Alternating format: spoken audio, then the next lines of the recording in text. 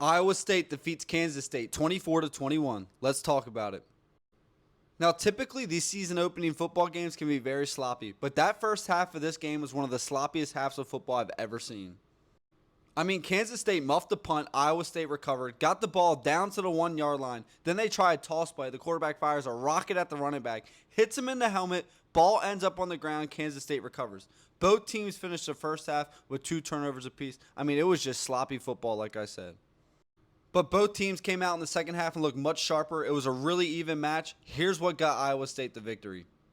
First, the quarterback play out of Rocco Becht. I mean, this was my first time watching him play, and I was super impressed by him.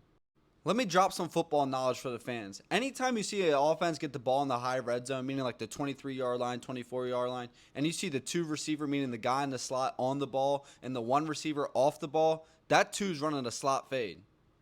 And this is exactly what we saw for Iowa State's first touchdown. They get the ball down to the high red zone. We see that 2 receiver on the ball. He runs the slot fade, and Rocco Becht drops it in the freaking bucket. And then in the second half, we saw him drop another ball in the bucket for a touchdown. Rocco finished the game 14-28, 183 yards and 2 touchdowns. Plus, he added a rushing touchdown on top of that. A really solid first performance from him. Next, we got this guy right here, Carson Henson. I mean, in the first half, Iowa State didn't look like they even knew what a run game was. But in the second half, especially the fourth quarter, they gave this big boy the ball, and he started wearing Kansas State down, and he finished with 16 carries and 71 yards. But here was the major difference in the game. Make no mistake about it. It was about 4th and 1 with 8 minutes to go in the game. Kansas State had the ball on their own 29-yard line, I believe. And there's only one thing I can't stand more than passing the ball on 4th and 1, and that's an outside sweep. That's an outside run play. Outside sweeps, outside run plays on 4th and 1 make me literally want to lose my freaking mind.